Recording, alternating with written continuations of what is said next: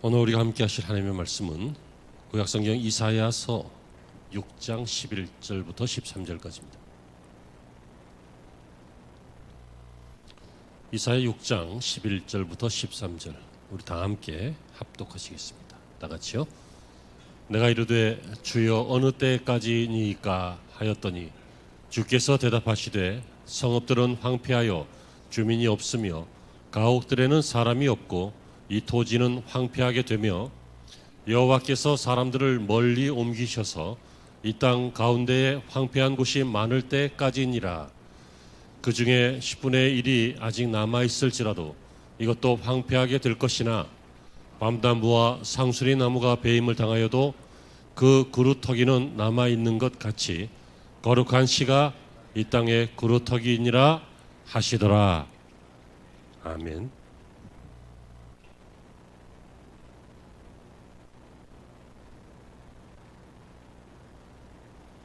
할렐루야. 다시 만나 뵙게 되어서 감사하고 반갑습니다. 자, 인사하시죠. 당신은 축복의 원년의 주인공입니다. 시작. 당신은 축복의 원년의 주인공입니다. 혼자 계신 분들은 이렇게 하세요. 온라인 예배 드리시는 분하고 나는 축복의 원년의 주인공입니다. 믿으십니까? 오늘은 한국전쟁 기념일 6월 25일입니다. 무신론자였던 볼테르는 행복은 꿈에 지나지 않고 고통이 현실이다 라는 말을 했습니다. 인도의 지도자였던 간디 선생은 고난이란 인류의 표지이고 이는 영원한 법칙이다. 또 우리는 불가결한 근원인 고난의 법칙을 없앤다는 것이 불가능하다라고 했습니다. 많은 사람들이 고난에 대해서 경험하고 이런저런 정의를 합니다. 오늘 우리는 우리 민족이 겪은 큰 고난 중에 하나인 6.25 한국전쟁 기념일을 맞이하여서 한국전쟁의 기독교 세계관을 이라고 하는 제목으로 말씀을 나누기를 원합니다. 이 내용은 담임 목사의 견해이기도 하지만 건전한 신학을 갖고 있는 교계의 일반적인 성경관이기도 합니다. 따라서 성도 여러분들도 오늘 이 시간 전쟁을 해석하는 그리스도인의 세계관을 확립하는 그런 시간이 되었으면 좋겠습니다. 먼저 고난의 역사를 보시면요. 첫째로 인류 역사 자체가 고난입니다. 욥기서 7장 1절 이하에 이 땅에 사는 인생에게 힘든 노동이 있지 아니하겠느냐. 그의 날이 품꾼의 날과 같지 아니하겠느냐. 종은 저녁 그늘을 몹시 바라고 품꾼은 그의 삭슬을 기다리니 이와 같이 내가 여러 달째 고통을 받으니 고달픈 밤이 내게 작정되었다 라고 고백하는 내용이 나옵니다. 무슨 내용이에요? 인생은 고통이다. 뭐 그런 내용입니다. 인생은 전쟁이다. 인생은 품꾼이다. 인생은 종이다.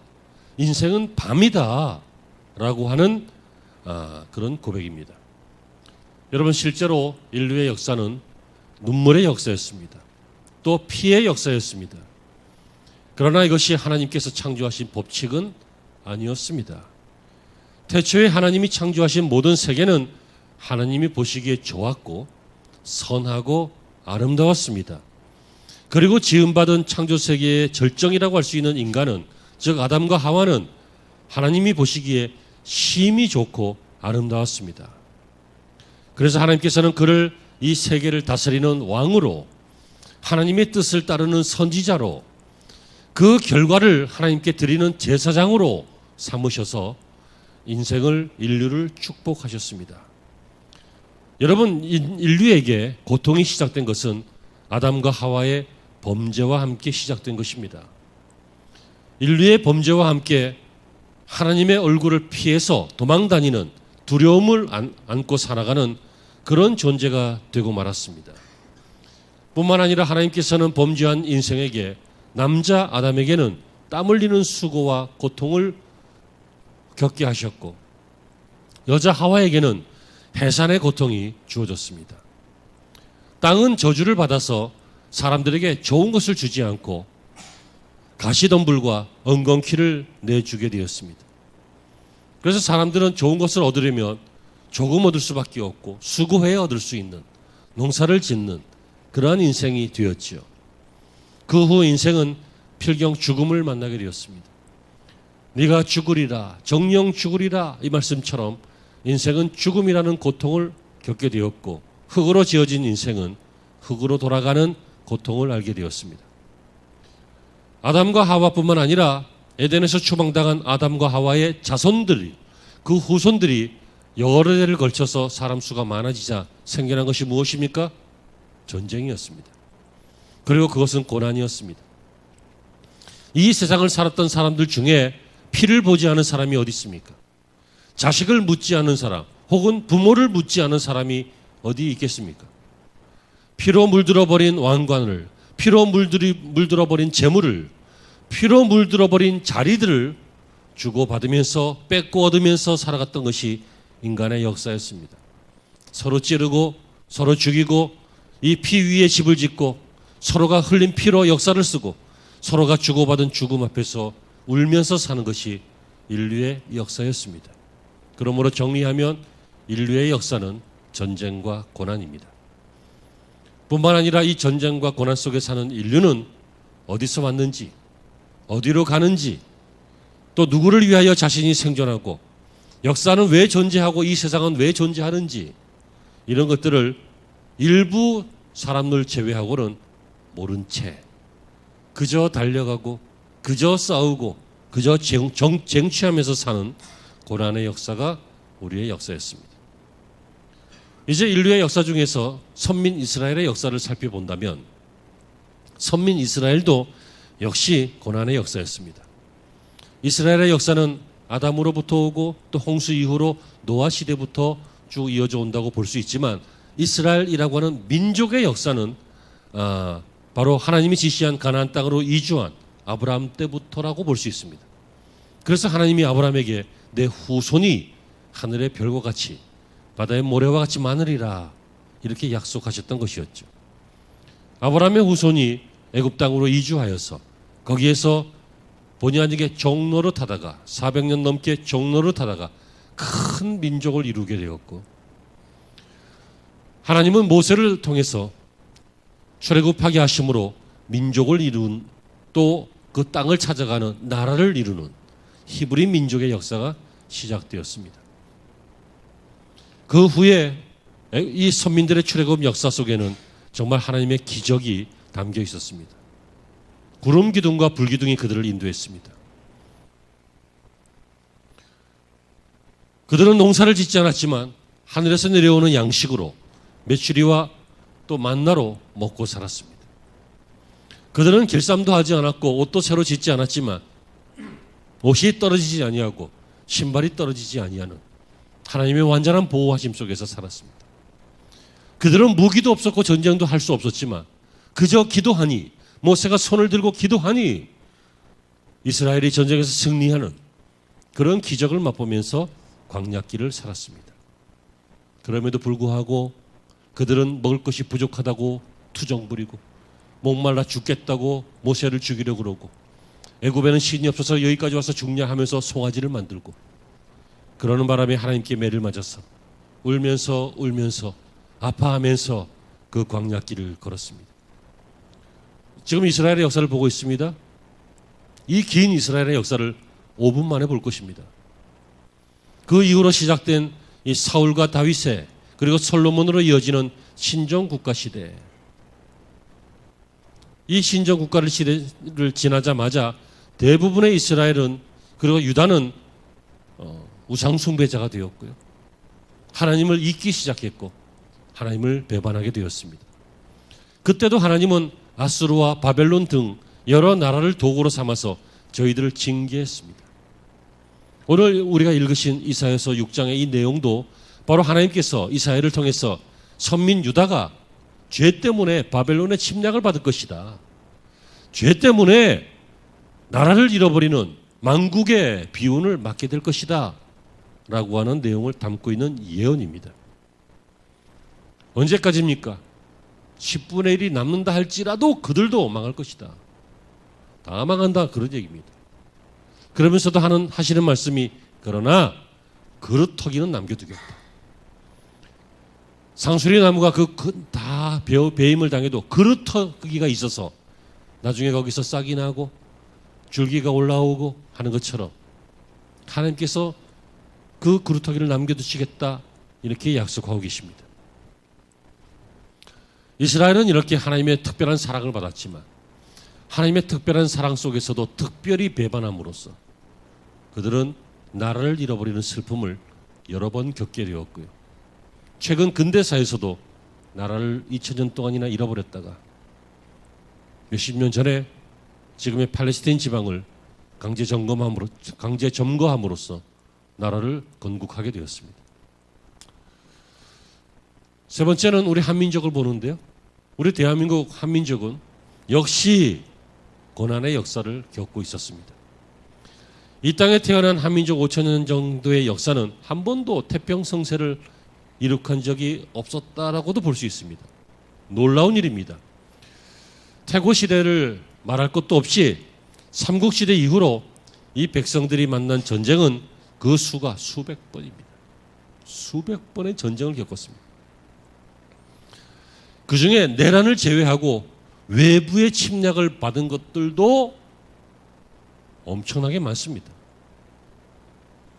그 중에 전 국토와 그리고 전 민족이 위태로운, 다시 말하면 나라가 망할 지경에 이른 것만 해도 30여 회가 된다고 합니다. 그 중에 전 국토와 민족이 위대했던 이 만국의 나라가 없어질 뻔한 그 일이 30번이 넘는다고요. 그런 데서 살아남았어요. 물론 저것들을 다 죽여서 뭐 하느냐, 조공이나 받지 하는 강대국이 있어서 그런 면도 있습니다. 여러분, 외국 민족의 역사를 보면 그래도 몇백 년 정도의 평화로운 시대, 좋은 왕과 좋은 왕조와 좋은 가문들이 다스리면서 몇백 년 정도는 잘 지냈던 적들도 제법 있습니다. 그런데 우리나라는 기껏해야 삼국시대의 신라가 통일하고 나서 한 100년 정도 잠깐 평화로웠다가 또 전쟁이 나죠. 그 다음으로 긴 것이 요즘입니다. 1950년부터 53년까지 전쟁을 하고 지금 70년 정도 평화로운 시대를 살고 있습니다. 지금 저와 여러분들이 살고 있는 이 시대는 일제의 침략 때문에 36년 동안 나라를 잃어버렸던 경험이 있었습니다.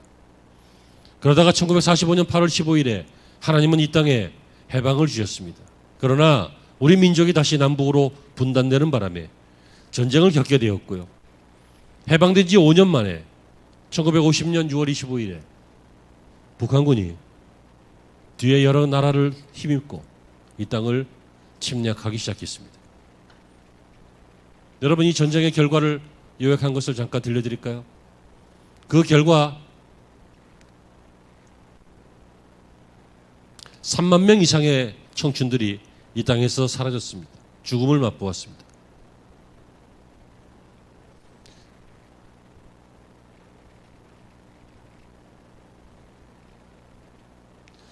(1만 명) 이상의 군인들이 실종되었습니다. 12만 명이 넘는 군인들이 부상을 당해서 상위 군인이 되었습니다.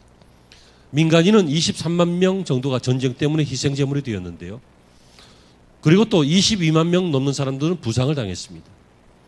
또는 29만 명 정도 되는 사람들은 실종자가 되었습니다. 59만 4천여 동의 집이 소실 내지는 파괴되었고요. 전체 교단은 모르겠고 장로교 교단만 해도 180여 명의 교역자가 순교 내지는 실종되었습니다. 300여 개의 예배당이 불이 탔고요. 800여 개의 교회는 파괴되었습니다. 이 전쟁으로 문화유산 많이 손실되었고 이산 가족들이 많이 생겨났고 경제는 다 무너졌고요. 사회와 정치적인 혼란, 교육의 불안, 수많은 고아와 전쟁 미망인 등 눈물이 이 민족을 흐르고 있었습니다. 정말 형용할 길이 없는 그와 같은 비극과 같은 절망을 겪으면서 쓰라린 고난의 길을 겪어온 것이 저와 여러분들 한민족입니다. 정리합니다. 인류의 역사는 고난이다. 이스라엘의 역사도 고난이었다. 우리 한민족의 역사도 고난이었다. 그 뜻이죠. 둘째로, 크게 둘째로. 그런데 이렇게 인류에게, 민족에게, 개인에게 이 전쟁과 고난이 있는데 이게 어떤 의미가 있느냐? 이것이 오늘 설교의 핵심입니다. 우리 예수님께서 제자들에게 마태복음 10장 29절에서 참새의 이야기를 하시면서 비유를 하셨습니다. 참새 두 마리가 한 아사리온에 팔리지 아니하느냐? 그러나 너희는 아버지께서 허락하지 아니하시면 그 하나도 땅에 떨어지지 아니하리라. 너희에게는 머리털까지 다 세신 바 되었나니 두려워 말라. 너희는 많은 참새보다 귀하니라. 무슨 말이에요? 우리 하나님은 참새에게도 주관하신다는 거예요. 참새도 하나님이 허락하지 아니하시면 땅에 안 떨어진다는 거예요. 그러므로 너희는 참새보다 귀한데 하나님께서 너희를 지키시지 아니하시겠느냐. 다시 말하면 섭리하신다 라고 말하고 있습니다. 여러분, 그렇다면요, 이 땅에 이 고통을 겪고 있는 인류에게, 또 고난을 겪고 전쟁을 겪고 있는 성도에게 하나님은 어떻게 하신다는 거예요? 섭리하신다는 거예요. 하나님의 뜻이 이 안에 담겨 있다는 거예요. 그냥 재미로 한번 전쟁 겪어봐라, 아니에요. 그냥 어쩌다 보니 어이구 내가 실수했네, 그래서 고통이 오는 것이 아니라 뜻이 있고 의미가 있고 목적이 있다는 것입니다. 두 가지를 본다면 일반 역사, 세속사에서 보는 고난의 의미가 있고, 또는 두 번째는 성도에게 있는 구속사에 있는 고난의 의미가 있습니다. 일반적인 역사에는 하나님께서 전쟁이나 고난을 주시는 이유가 무엇입니까? 첫째, 하나님이 존재하신다라는 것을 알려주는 것입니다. 사람들은요, 전쟁 정도 되는 큰 어려움을 겪으면 신을 찾기 시작합니다. 그 이유는 또 존재하시는 하나님은 살아계신다라고 하는 것을 보여주는 것입니다. 평상시에는 잘 몰랐다가 하나님이 살아계시지 않아서가 아닙니다. 자기가 죽어서입니다. 인생이 죽어서입니다. 하지만 급급하면, 아주 급해지면 영성이 생겨나서 깨어나서 살아계신 하나님을 찾게 되죠. 그리고 이래도 안 되고 저래도 안 되고 재물도 안 되고 그냥 허무하게 죽어가는 그러한 많은 사람들을 보고 뜻대로 되지 않는 수많은 상황 속에서 무엇을 알게 됩니까? 결국 주권자가 있다. 하나님이 주권자이시다 라고 하는 것을 알게 됩니다. 뿐만 아니라 정의가 실현될 때, 혹은 정의가 반대로 실현되지 않을 때,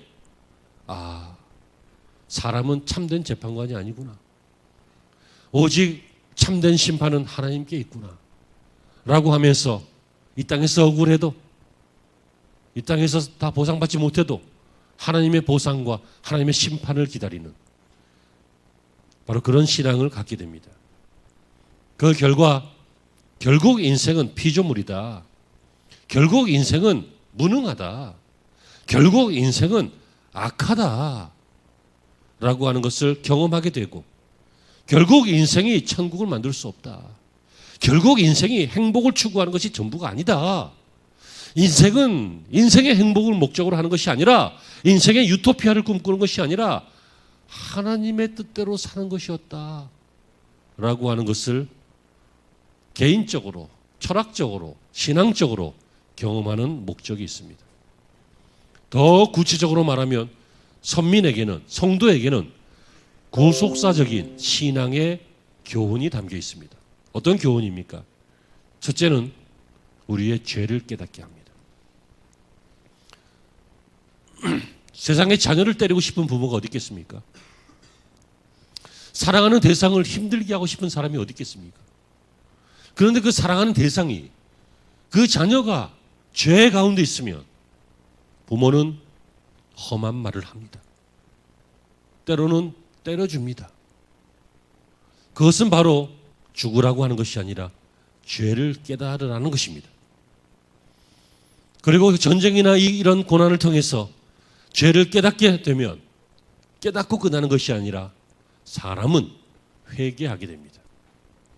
여러분, 깨닫고 끝나는 것은 짐승입니다. 짐승은 뭐 잘못 먹어서 배 아프면 그 다음부터 그거 안 먹으려고 합니다. 붕어 빼고. 붕어는 미끼 물다가 탁 겨우 살았는데 또 물잖아. 붕어는 기억력이 3초인가? 뭐 그렇다는 얘기가 있는데 모르겠습니다. 대부분의 짐승들은요, 경험에 의해서 뭐 다 완벽하진 않지만 그래도 경험에 의해서 후회합니다. 후회. 아우, 내가 저거 괜히 했구나. 후회하기 때문에 다음부터 그거 안 하는 거예요. 뜨거운 거 안 무는 거예요. 주인한테 안 덤비는 거예요. 덤볐다가는 확 날아가니까. 여러분, 사람은 짐승이 아니잖아요. 후회로 끝나는 것이 아니죠. 자기의 죄를 깨닫게 되면 뭐가 있습니까? 회개하게 됩니다. 이 회개를 통해서 죄가 씻어지고 회개를 통해서 정결하게 됩니다. 여러분, 이야기는 사실은 원고에 없는 이야기인데 원고를 준비하면서 제가 언젠가 해야지 하다가 원고에 안 넣었지만 그냥 지금 할게, 생각난 김에. 내가 나중에 또 잊어먹을지 어떻게 알아. 여러분, 인생을 바꾸는 많은 방법이 있습니다. 외모를 바꾸는 것도 인생이 바뀌죠. 직업을 바꾸는 것도 인생이 바뀝니다. 생각을 바꾸는 것도 인생이 바뀌어요. 그죠? 친구가 바뀌면 또 인생이 바뀌기도 해요. 여러 가지 어떤 전환점, 변화가 있으면 인생이 바뀌기도 해요. 그 중에 제일 중요한 건 내가 바뀌어야 내 인생이 바뀌죠. 그죠? 아멘이십니까? 네. 그런데 신앙인인 저와 여러분들은 인생을 바꾸는 방법, 대단히 중요한 방법인데 대단히 쉬운 게 있습니다. 뭐냐면 회개하면 인생이 바뀝니다. 정말입니다. 여러분, 우리는 다 죄인이고 회개할 거리가 많이 있습니다. 알고 있는 것도 있고 모르고 있는 것도 있고요. 큰 것도 있고 사소하게 여기는 작은 것도 있는데 다 회개거리입니다. 회개하면 하나님이 정결하게 해주십니다. 하나님이 존귀하게 해주신다고요. 그러면 그 정결하고 존귀한 인생은 새로운 인생이 되고 인생이 바뀝니다. 정말입니다. 아멘이 되시길 바라고 말씀을 붙잡기를 바랍니다. 그래서요, 정말 깨달은 사람은 회개하게 되고요. 그 회개는 하나님께 부르짖는 것입니다. 우리 성경에 너무도 가득 찬 진리 아니에요? 하나님께 부르짖었더니, 회개했더니, 부르짖었더니 하나님이 도와주시고 나라를 살려주시고 개인을 살려주시고 상황을 바꿔주시고 변화시켜주시고, 히스기야는 죽어야 되는데 하나님께서 살려달라고 했더니 그 수명을 연장시켜주시고, 다윗은 죽어야 되는데 회개하고 기도했더니 하나님이 생명을 살려주시고, 이스라엘과 유다는 망해야 되는데 회개했더니 하나님께서 구해주시고, 회개가 인생을 바꾸는 것이죠. 물론 사람이기 때문에 참 어리석어서 이방인을 통해서 몽둥이를 얻어맞고 채찍으로 얻어맞고 아픔을 겪고 난 다음에 깨닫고 회개해서 돌아오게 되지만, 그렇게라도 돌아온 것은 큰 다행이고 큰 은혜인 줄로 믿습니다. 이렇게 고난은 좋은 의미가 있습니다. 뿐만 아니라 고난은 하나님의 일을 하게 합니다. 고난을 통해서요, 이 고난의 쓴 잔을 마셔본 사람은 겸손해집니다. 내 마음대로 되는 것이 인생이 아니구나. 하나님이 도우셔야 되는구나. 하나님이 책임져 주시는구나 라고 하나님을 의지하게 되면 겸손해집니다. 그러면 하나님이 도우실 수 있도록 자신은 하나님의 일을 돕습니다. 그러니까 하나님의 일을 하는 것입니다. 세상의 일은 돈이라도 벌리죠. 하나님의 일이 돈이 됩니까? 네, 됩니다. 교회에서 목사가 주는 돈은 없습니다. 교회 재정에서 월급이 나가지는 않을 것입니다. 하지만 하나님의 일을 할 때 하나님이 월급이 아니라 축복으로 채워주시는 것입니다. 이것은 귀 있는 자만 듣고 깨달을 수 있는 사람만 깨달을 줄로 믿고 깨닫는 은혜가 있기를 바랍니다. 하나님의 일을 하게 됩니다. 그러면 보세요. 하나님의 일을 하는 이 사람을 성도라고 하는 거예요. 여러분, 교회 다니는 사람은 사실은 교인이라고 하는 것입니다. 하지만 교인들 중에 하나님의 일을 하는 사람이 거룩한 무리, 즉 성도가 되는 것입니다.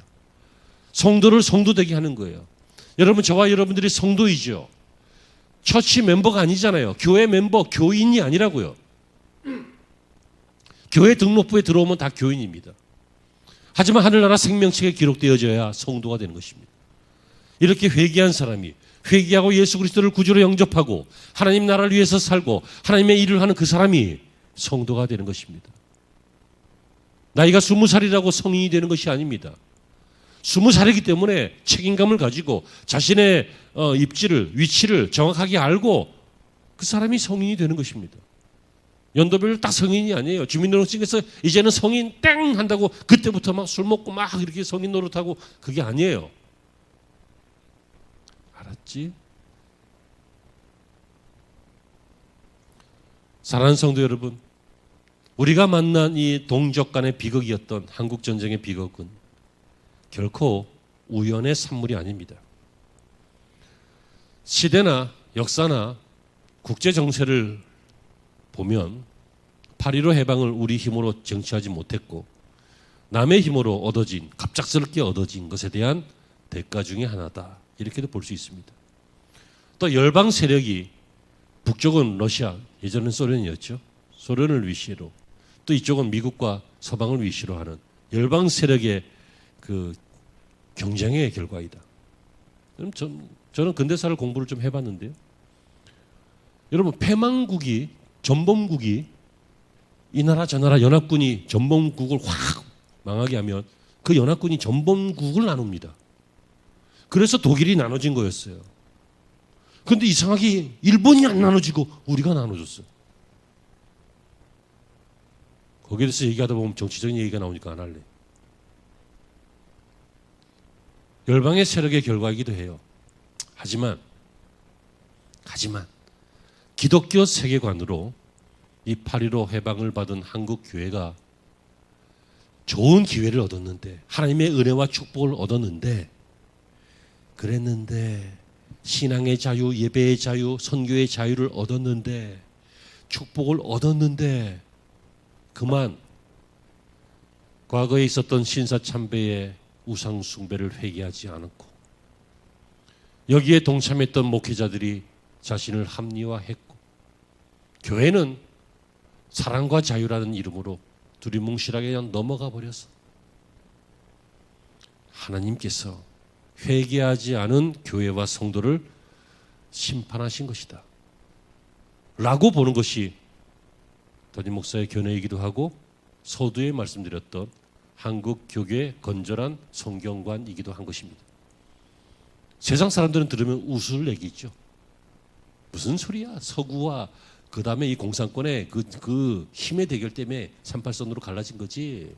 무슨 소리야, 일본이 어쩌고 많은 얘기가 있을 수 있지만 그거 말고 하나님의 역사를 믿는 성경적 신앙관으로 보면 한국 전쟁은요, 이 민족이 축복을 받았는데 회개하지 않아서 생겨난 일입니다. 여러분, 100년이 조금 넘는 그 기간 동안 이 땅에 수많은 선교사들이 와서 피를 흘렸습니다. 이 우상숭배자의 나라에, 가난과 질병이 만연했던 나라에, 평균 수명이 40세밖에 되지 않는 이 조선 땅에, 배운 것도 없어서 글자를 읽을 수 있는 사람이 몇 되지 않는 이 조선 땅에, 여자들은 동물 취급받고 물건 취급받던 그런 이 조선 땅에 저주로 5,000년 동안 하나님을 알지 못하고 살던 이 땅에 드디어 하나님께서 축복하셔서 열국에 많은 선교사들이 들어와서 복음을 받게 되었습니다. 이 복음이 구석구석 흘러들어가서 이 조선 말기에 많은 사람들이 예수 그리스도의 성도가 되었습니다. 그거 아십니까? 한때 평양이라고 하는 도시는요, 주일날이 되면 거리에 사람이 없었습니다. 왜요? 전부 교회에 있었기 때문입니다. 이런 축복을 얻게 되었습니다. 그런데 우리는 회개치 않았습니다. 안주하였습니다. 하나님께서는 그들에게 요구하셨습니다. 왜 회개치 않냐는, 하나님이 유다에게 요구한 것처럼, 이스라엘에게 요구한 것처럼, 인류의 역사에 수많은 민족에게 요구하신 것처럼 우리 민족에게 요구하신 것입니다. 왜 회개 안 하느냐. 5년이라는 시간 후에 마침내 전쟁으로 하나님께서는 깨닫게 하시는 고통을 주셨습니다. 하지만 하나님께서는 늘 고통만 주시는 것은 아닙니다. 고통을 주실 때 교훈과 축복도 함께 주십니다. 이 고통 속에서요, 이북에 있던 신자들이, 아까 그 평양을 중심으로 그 많은 성도들이 있었다 그랬잖아요. 이들이 피난을 내려왔습니다. 남한으로. 그래서 이 남한 쪽에 곳곳에 교회를 세우게 되었고요. 물론 판자촌 교회였고 작은 교회였죠. 그래서 이 땅 구석구석에 교회들이 태동하기 시작했습니다. 이것이 나중에 이 남쪽 지역의 여러 지역의 전도 기점이 되었고요. 한국 교회 성도들이 굉장히 많아지는 축복을 얻게 되었습니다. 많아지다 너무 많아져가지고 세계에서 제일 큰 메가처치 랭킹 10위까지가 막 한국에 모여 있는, 이걸 정말 축복인가 싶을 만큼 입이 떡 벌어질 일들이 이 땅에서 생겨났습니다. 잘 간직하면 축복이고 잘 못 간직하면 저주가 되는 것입니다. 여러분, 이것을 통해서 이 땅에는 고난도 있었지만 복음이 확장되는 일도 있었고요. 무엇보다도 지금까지 졸았더라도 지금은 깨서 이건 꼭 들어요. 무엇보다도 하나님께서 이 민족과 이 교회 위에 이 한국 전쟁을 통해서 일본 지배 때보다 더 많은 순교자를 내셨다는 것입니다. 여러분들은 교회에 편안하게 오셔서 예배드리고 계시지만 이 교회는 그 순교자들의 피 위에 세워진 것입니다. 이 교회는 그들의 생명과 목숨을 맞바꿔서 세워진 것이 한국 교회입니다. 결국 1953년 7월 27일에 판문점에서 휴전이 이루어졌지요. 딱 70년 되었습니다. 이제 며칠만 더 있으면, 한 20며칠만 더 있으면 딱 70년 됩니다. 이때 우리 대한민국은 이 평화의 시간을, 이 나라 역사를 보면, 이 한민족의 역사를 보면 몇 되지 않은 긴 평화의 시기를 우리가 살고 있습니다. 여러분, 그러므로 하나님께서는 이 시간에 우리에게 정치와 교육과 경제와 사회와 문화 전반에 걸쳐서 또 교회를 통해서 많은 축복과 은혜를, 성장을 허락해 주셨습니다. 그렇다면 사랑하는 성도 여러분, 여기에서 오늘의 결론인데요, 여기에서 우리는 한국 전쟁의 기독교 세계관을 찾아야 합니다. 무엇입니까? 회개해야 산다는 것입니다. 동시에 회개하면 축복이 있다는 것입니다. 이 나라와 민족은 성도들에게 달려있다는 것입니다. 이 나라의 앞날이 막 샘성 이렇게 달려있는 것 같죠? 현다이 뭐에 달려있는 것 같죠? 이 당 저당 정치에 달려있는 것 같죠? 이 나라의 K-팝, K-드라마 하는 이 한류에 달려있는 것 같죠? 천만의 만만의 말씀입니다. 이 나라의 앞날은, 이 민족의 앞날은 성도 여러분에게 달려있습니다. 즉 교회에 달려있습니다. 아멘이 되시기를 바랍니다. 사랑하는 성도 여러분, 그러므로 우리는 하나님의 뜻을 알아야 합니다. 그것은 무엇입니까? 잠정적인 평화 시대를 살아가는 성도들이요, 교회들이요, 그 존재의 의미와 사명을 깨달아서 값을 하라는 것입니다. 이 시대를, 이 평화의 시대를, 이 순교자의 피로 세워진 교회를 밟고 앉아있는 이 시대를 살고 있으니까 그 값을 하라는 것입니다. 그 값이 뭐예요? 회개하는 거예요. 그 값이 무엇이에요? 예배하는 거예요. 그 값이 무엇입니까? 하나님의 일을 하는 거예요. 그 값이 무엇이에요? 이 민족을 살리는 것이에요. 여러분, 우리는 이 민족을 살리기 위해서 복음을 엄청나게 많이 정했습니다. 그러나 요즘은 별로 전하지 않습니다. 한때요 25%까지 갔던 기독교인들의 비율이 지금은 반토막이 났습니다. 12%, 13% 그렇습니다. 그나마 그들도 예전 같은 그런 열정은 아닌 것 같습니다. 열정이 없으면 순수하기라도 해야지. 순수해야 열정도 회복할 거 아니에요. 이제는 유치원생도 안 순수한 것 같아. 전부 다 그냥 어쩜 그렇게 똑똑하고 발랑 까졌는지. 어른 말을 안 들어요. 아까도 교회 출근하면서 전사님하고 대화하다가 그런 얘기를 들었는데, 아빠가 애가 하도 꼴통 짓을 하니까 아빠가 애를 혼냈어요. 때려줬어요. 그랬더니 애가 경찰에 신고해서 잡아갔어. 똑똑한 놈들이 많아요. 얼마나 그냥 이 사회에 정보가 많으니까 그 많은 정보를, 그래서 누가 그러더라고요. 1960년대, 70년대 서울대학교 교수들의 이 지적 수준, 이 학문의 수준보다 지금 졸업생들의 수준이 더 높대. 이렇게 세상이 발전하고 아이들이 똑똑해지고 이 세상이 영악해지고 아주 민첩하고 빠르고 열심히 살아가고 그렇게 해서 발전시키고 뭐 핸드폰도 발전되고 자동차도 발전되고 집도 발전되고 뭐 경제와 정치와 다 발전되는 것 같지만 그것으로 인생이 사라지는 것이 아니라는 것을 언제 알아요? 고통을 겪으면 알아요. 인간의 몸, 이 건강이 얼마나 중요한지 평상시에 모르잖아요. 근데 제가 얼마 전에 한번 무너져 보니까 실감하겠더라고요. 정말이에요. 인간 별거 아니에요. 몇 가지만 톡톡 건드려서 몇 가지만 톡톡 부러지면 인생 전체가 무너져요. 우리는 이 평화의 시대를 사는 값을 해야 됩니다. 그것이 무엇입니까? 하나님의 은혜에 보답하는 것입니다. 구원받은 값을 하는 것입니다. 평화의 시대를 살아가는 사명과 비전을 갖는 것입니다. 사랑하는 성도 여러분, 오늘 설교 여기까지예요.